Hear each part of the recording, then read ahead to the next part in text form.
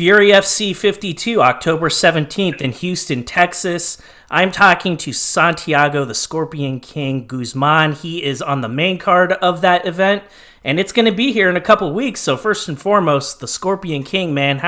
Number one, I got to say, you look good today, and thank you for answering my call out, man. Like, I watched your fight against, I don't remember the guy's name, but I remember his tattoo. It said Jesus didn't tap on the back of his David Armas. That guy. Very interesting choice of tattoos for him. But hey, man, to each their own. I watched your fight against him. It was freaking fantastic, and I was just like, I gotta talk to this guy, man. I gotta have this dude on my show. So here we are, and I gotta ask. We got a fight coming up on the 17th. Before I get too specific into your opponent that you're facing, I wanted to ask about you, man. How are you feeling? How's camp been, and how's your body? Man, camp's been really good. I since my last since my first win actually. That's been that last fight was like November, I believe. I've been pretty much just training since then, kind of just maybe taking a week off here and there, or a couple of days. My body's hella sore, hurting from all the training, but I know it'll be worth it in 2 weeks. So it's definitely something that I'm excited about. It'll be my fourth fight in a short amount of time. So I'm looking to keep the momentum going, just keep winning and get better. So with respect to Fury, are you on a 3-fight deal with them? Yeah, this would be my third fight. So after this fight, you could hypothetically renegotiate with them or test the market? I could do either one. I guess it would just depend on the money and just Sure. I'm guessing whatever else might be tied into the contract. But for the most part, I mean, I like Fury, man. I think the promoter Eric likes me for the most part. So if everything's right, I think I'll stay with them. If not, I was open to maybe signing with Combate, but that's just a thought. Nothing serious. It's something to consider because you don't want to put all your eggs in one basket. And the fight business, it's a business at the end of the day. And Right. I always tell the fighters I'm privileged to speak with, you need to do what you got to do because you only fight 3 or 4 times a year, maybe. Yeah. Most fighters aren't really making a whole bunch of cheddar right now. I don't blame any fighter for wanting to get what they feel that they're worth and what they've earned. Yeah, definitely. And, that goes with obviously winning fights, but at the same time, you got to be entertaining while you're doing it. Out the cage, outside the cage, I guess the social media stuff and like interviews and stuff like that will put your name out there even more, even though you're not physically fighting or anything like that. But I think it's important too. Yeah, absolutely. And I wanted to ask you a little bit about Santiago. Your nickname is the Scorpion King, and that's pretty badass. And I have to ask you about it because it's pretty unique. You got the Eye of Ra right here, and then right there, and then you got a scorpion right here. So I got to ask you, man, this isn't just a nickname for you. Like this is a part of you. So I got to ask, like, where did this nickname come from, and like, what does it mean to you? It's a funny story, actually. I didn't really have a nickname up until my first win. After that one, it was in Arkansas. There was this guy watching, just a casual fan. I would guess he was drunk, so he was going for the guy I was fighting, and then eventually he ended up switching to me. And then when the fight was over, I walked by him, and he's like, "Oh, hey, the Scorpion King. Oh, you look good out there," and some other stuff that he was saying, but. I thought it was funny, and then the following week, I talked about it with some of my coaches, and I was like, "Man, this dude was calling me Scorpion King," and I think they heard him too. And I was just like, "It sounds good, right? I should keep it." So, and my teammates liked it too, so I thought, why not? That's cool, man. And you got the ink and stuff now. You're wearing it. That's dope. Exactly. I Because might as well just rock it. You might as well, man. And it was just interesting because like when I first saw you, I was just like. is this dude Egyptian or something? Then I was like, well, his name's like Guzman. I'm like, well, it's still possible. Like his mom could be Egyptian or something like that. Who knows? And but you're not, man. You're like you were born in Colombia, and then Yeah. and now obviously you're in Houston. And the fact that you're in Houston and fighting for Fury, that's got to make things a lot easier for you because Fury is based out of Houston. Your gym is also in Houston. Mhm. Unless like the money was insanely good, I don't know why you would want to leave Fury, honestly. Yeah, I mean, it's awesome to fight at home too, right? Because I don't have to worry about traveling. I don't have to worry about cutting weight while traveling. It's all here at home. You know, my family's here, friends are here, teammates are here. So it's fighting here is it's a lot more fun in my opinion. Heck yeah, because the traveling's a huge drag. And I Yeah. wanted to ask you a little bit about your teammates and your gyms. So when you first started your mixed martial arts career, you were at Elite MMA, and and currently you are at War Training Center. I know Trevin Giles trains there. I know the Hmm. Yoga Flame dude's there. I know Josh Walker's there. And Josh is actually going to be on the show here in a couple weeks. I'm excited to get to meet him. So I'll be interviewing one of your teammates here pretty soon, too. So I had to ask, how did you get up with War? And what have those guys, like, what is working with all those guys done for you? Man, it's been life changing. I mean, my time at Elite MMA was wonderful too. For the most part, you know, that's where mixed martial arts was introduced to me because I hadn't had any sort of training prior to that. So my time there is definitely valuable to me. Stopped training for a couple of years, maybe like 3 years, and then I got back into just wanting to train again. And Trevin was a good friend of mine for a long time and still is. So I hit him up one time and I just told him, "Hey man, I want to help you get ready for your fight, and in general, I just want to get back to training." So he just said, "Yeah, come on through." Jeremy and Adam, they were cool since day one. I just started, you know, training. I knew that if I was gonna start fighting, I had to absolutely just dive myself into training as much as I possibly could. And ever since then, man, I've gotten better everywhere as far as my game, my striking, jujitsu, wrestling, everything's just been getting better and better and better. Without the teammates that I have now, it wouldn't be possible. So it's I can't say nothing bad about the gym or anything. It's just great. That's cool. Well, like one of the things that I've noticed just in watching a lot of your fights is like earlier on in your career, like if I had to describe your fighting style to somebody back then anyway, I would have said he's primarily a striker. He likes to box people, he likes to keep it on his feet. There are a lot of Yeah. times like when fights would go to the ground, I'm not going to say you were in a hurry to get up, but I could tell like you want to keep banging. Like you want to Hmm. stand and bang with these guys because you have an advantage. Hmm. Now when I look at you though, I feel like you've incorporated a lot more ground. Yeah. Your ground game has evolved a lot. Can you talk a little bit about like what you have been working on, like as far as your ground game is concerned? Yeah. For our ground game, I've been working a lot. I guess this would be his coaching style. We do a lot of situational stuff on the ground to where we're going like 100% for like 30 seconds, and then 10 seconds we'll rest. But it'll be just different positions on the ground to where you think you may be in trouble or maybe something's going to happen that you don't like. So when we're doing those type of drills at full speed, you know, that kind of gets us ready when it comes to fight time, and putting ourselves there, especially going against guys that I train with that are above me as far as weight class. So it makes it a lot harder. So I think the fight would be the easy part just because the training is so damn hard. You hit on something that I think is really interesting, and I wanted to ask you about it because I bet you get asked this question all the time. So this Hmm. is my maybe a chump question, but I got to ask anyway. You and I are like the same height, like pretty much the same height. Like, are you really 5'9" or are you fake 5'9"? I feel like I'm 5'9", but I don't know, Okay, man.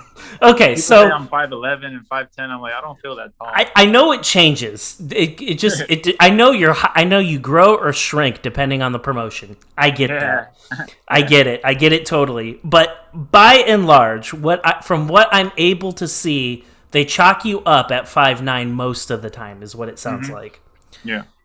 Do people ever say to you like, "Dude, you're kind of small to be at 70. You should be at 55 or hell, even 45. Do you hear that a lot or not really?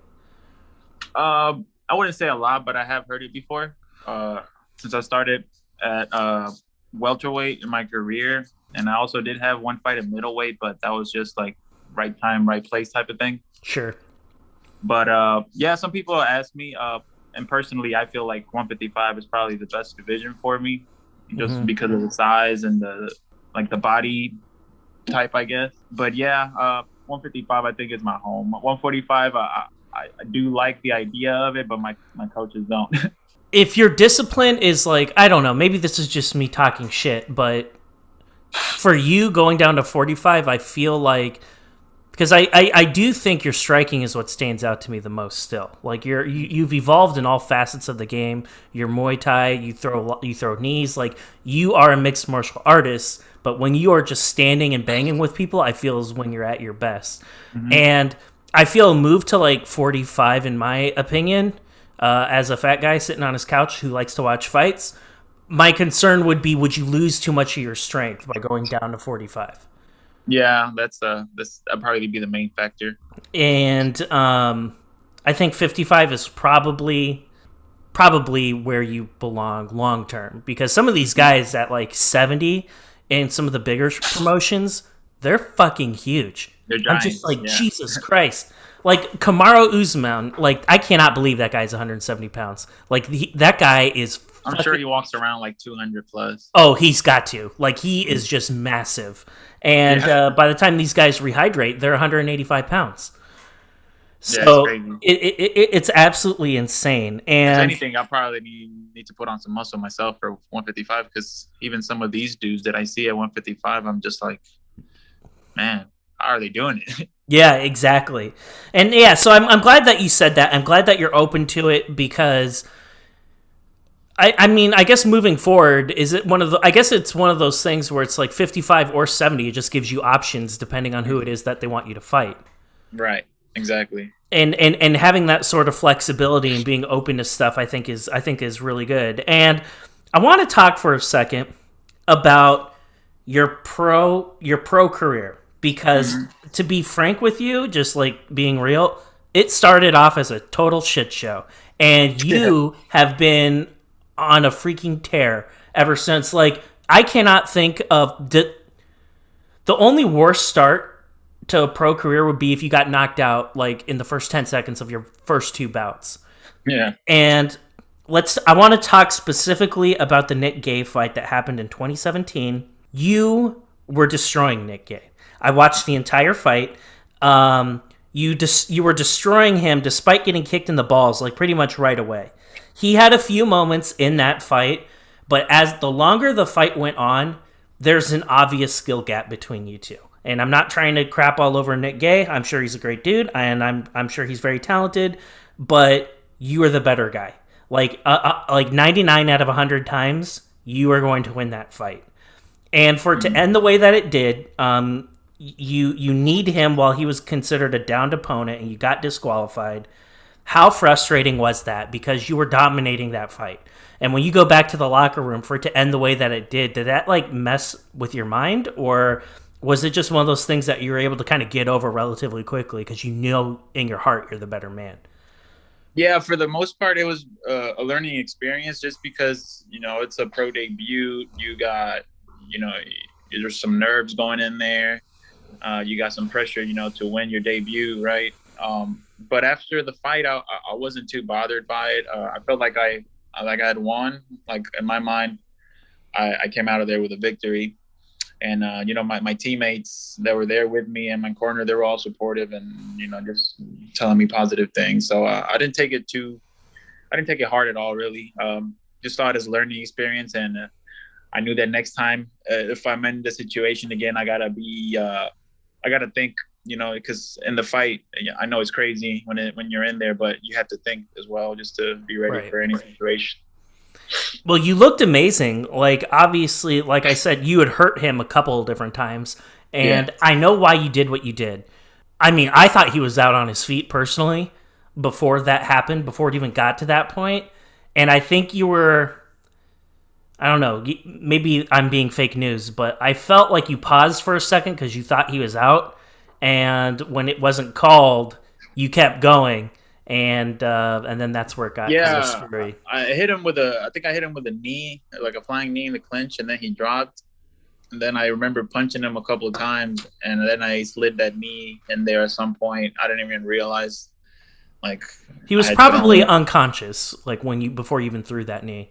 I think he Yeah, was maybe, probably out. maybe so. Yeah. And I think it was just one of those like learning moments, like you described. It was kind of like a Peter Yan kind of situation where you were smoking Yeah. them, and it just didn't work out that way. It didn't work out in the way that you envisioned. Hmm. About 18 months goes by, and so you're on a break for about 18 months between the gay fight and then the Justin Osborne fight. So Hmm. were you hurt? Like did you just take some time off? Like what was up with the 18-month gap? No, I wasn't hurt or anything, man. It was just like personal stuff. Got it. Dealing with my own like I was my own worst enemy basically, and I was just around the wrong people, making really stupid decisions. Up until like I told you, I called Trevin that one time.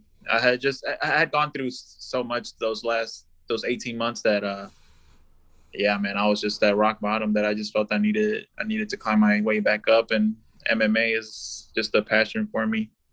Completely understand. So we get into so after a year and a half break, you get in there again. You're fighting against a tough dude, Justin Osborne, and you lose the fight through submission. I think he got a rear naked choke on you. So Yeah. now you're two fights in the hole. The first fight was, for all intents and purposes, you're 1-1, but the paper says 0-2. So you're in the red, and like anytime like you're in the red, it's kind of like a taboo thing to talk about. Like it's like one of those things where it's like I guess I'm not really supposed to ask about a fighter being in the red, but at the same time it's like you're faced at a moment there where it's like I can either keep doing this and believe in myself knowing that it was just bad luck. I screwed up the first fight, the second fight. You know what? I got caught. It happens. Whatever. That guy's a stud. But a lot of guys, after those first two fights going down the way that they did, probably would have quit. Yeah. What kept you going? Oh, really, man? It was just the love for the sport and just loving to compete. Like I said, MMA is probably like the only how do I describe it? The only thing I could say I would be great at, or at least I feel like I can be. I wasn't gonna let the 0-2 just you know push me down and just not come back at all. Like if anything, it gave me more drive, it gave me more motivation. It just lit a bigger fire under me to the point to where I was like, let me get back in the gym. Let me get back in here every single day, or at least as much as I possibly can. I feel like you're the type of guy, like, unless you really do homework on you, like how I've done, you're the type of guy that I think people probably overlook and probably think is I wouldn't say scrub, but like a journeyman. Like, oh yeah, we need a tune up fight, we need an easy fight. Let's make him fight this guy. He can box okay, but he doesn't really have anything much else to his game. But when I see you compete, like when I see you in action and doing what I know you can do, you are so much better than like what your record indicates. Like you're a tough motherfucker, and I Thank would you.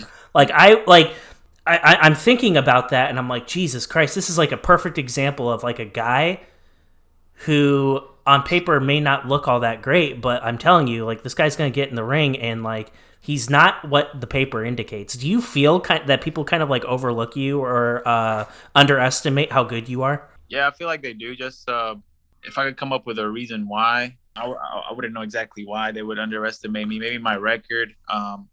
But either way, man, those type of things really don't bother me. But if anything, it just makes me want to prove myself that much more to whoever I'm fighting or whoever is doubting me. Makes me want to show you, what I'm about. And then as I get better each fight, it'll be more violent, more entertaining, more of everything. Our two fights in the hole, you're going to get from a promotional standpoint, like they're gonna bone you over now that you've gone 0-2. So here's what I mean by that: they're either gonna give you a debut guy who's like 11-0 as an AMI, who's making his professional debut. They're gonna make you fight a guy like that, or you're the official tune-up guy. So a guy that's coming off a loss or an injury or whatever, they're gonna make you fight him. You fight this guy named Amadeu. Maybe I'm saying his name wrong. Cristiano. Yeah, And going into that fight, you are a heavy underdog. I looked at it. I looked at that card on Tapology, and did you know that only 12% of the people thought that you were going to actually win that fight? I didn't know 12%. until after the fight. 12%. That's it. Wow. 12%. So you're going into this fight as a heavy dog, and if I'm not mistaken, that was his debut. That was his professional debut against you, Yeah, right? yeah, So you're coming up against this guy, and it's really, I could only imagine how difficult it is preparing for some of these guys, especially when they're making their debut. Because even if you do find some old crappy grainy footage on YouTube, it may have been yeah. from 6 years ago, so it may not even really be all that helpful. So this is a question I guess I have for every person, but particularly at a professional level. How do you prepare for a guy who's making his debut, especially if there's not a lot of tape on him? Like, how do you like prepare for somebody like that? Well, for somebody like that, for him specifically, we knew that he was a kickboxing champion, I believe. Um, I think the promotion was called Lion Fights or something like that. I think he had like over 100 fights, give or take. And we did see some tape, but even if we didn't see any tape, I'm the type of guy that just wants to work on everything. I want to be ready for any situation, whether it's the ground, whether it's going to be something in the clinch, whether it's going to be we're just going to use our hands, our kickboxing, any of that. I try to make sure I incorporate a lot of everything into my training, just to be ready. And then if anything happens, I'll be ready for it. How good did it feel to get a dub off of him? So it's like, okay, finally I got one. Did it like change your mentality or your psyche at all, or was it I got that dub and it's basically back to business as usual? Yeah, it definitely was a good win. I felt like I had to win it just because of all the training I had put in. Like I was just keep telling myself like there is no way that I trained this much and I don't win. Right. So that's what I kept repeating myself, and then just believing in my training, believing in my coaches, believing in my team. I think those things are all important. And apart from the fight, that's thinking about those things is probably what gets me the win most of the time, just because it's so important to me. Did that give you like a much needed like confidence boost at that particular time? Like did it kind of validate you in the sense like I'm good enough to do this professionally? Like those first two fights were just crazy. It was bad luck. It was just a dumb Yeah. decision. Like I am good enough to do this. So was it kind of like a validation period for you? Yeah, that was something I was proving to myself, because in my mind I knew I was good enough, but I had to prove it to myself and make it happen, and just keep going from there. But yeah. We get a little bit more respect for your next fight against Paul Garza. So now we go from 12% of Tapology thinking you're going to win to almost double. We go to 27%. So again, a lot of people don't take you very seriously. You're slept on, and then you end up choking this dude out through rear naked choke. I love that fight so much. I probably watched that fight probably 500 times Me too. because, dude, because it just shows how your game has evolved. We go from being not just this like boxer type, but you're able to like showcase all the things that you're very good at doing. Your Muay Thai showed up in that fight. You were able to land a lot of kicks on this guy. I liked the knees quite a bit. And then when it got to the ground, you weren't in a hurry to get up. Like you were okay to like no, I'm okay where I'm at. And the fact that you won that fight the way that you did, that's probably my favorite fight of yours. I love watching that fight because I think it just is a very good indicator of how good you really are. And so you win that fight via rear naked choke, and now we're pretty much even. And then you're going up against a guy who has a lot of octagon time. But before I talk about him, I want to go back to the Garza fight. When you look back at that fight, what are some things that stand out to you? Like, what are you really happy about? Like, how What did you do very well, in your opinion, about that particular fight, Paul Garza? First, it was my first fight at 55, so I was very excited for that. It would be the lowest weight I'm at. It would be the best shape I'm in, basically. Um, Knowing that I'm a fight at home, that also motivated me a lot. I got excited about that, and also it would be my. I think it was my first fight with both Jeremy and Adam in the back with me, the two main guys. So that was important to me. Um, and then also Joel Rivera, he's another coach. He's the cup man there, so he's always going to be there in my corner since he's the cup man. Sure. But yeah, so yeah, all those little things just added to the moment, and even before the fight, like I was like crying in the back. I was very emotional just for the fact that it was a very important fight for me to win, and family was there, girlfriend was there, everybody was watching, so it was a very, very, very good win, especially at the time and the place that I did it at. That was, like I said, that's my favorite fight of yours. I love watching that fight. You're able to demonstrate just how good that you are against a tough guy. Paul Garza is not a household name, but he's a tough dude. Like, he's not. He's a lot of people would lose to him. He's a very good fighter. We go on to our next fight, and against Jesus Didn't Tap Man, David Armas. So now, again, this is an interesting stat. 98% of Tapology said that you were going to win that fight, and you did. So we go from like getting no respect to overwhelming respect in your most recent fight. I talked to you shortly thereafter, and I felt like it was a total domination. Like, he's a tough dude, but I felt like you thoroughly dominated that fight, and I'm surprised it lasted as long as it did, because there were a few moments there where I thought you had him. I thought he was out. And so I wanted to give your thoughts about, how did you feel about the Armas fight? Were you happy with your performance? And like, what have you kind of been up to since that bout? Yeah, it was that was a very good fight actually. I didn't like how I had to gain a little bit of weight to fight him, but that is what it is. I had Joel, Adam, and Jeremy in my corner that night too. The fight was good. I wish I would have finished it in the first round. I think I almost had him, but my coaches were saying that he's a pretty tough guy and he's a tough guy to finish. So obviously that's what happened.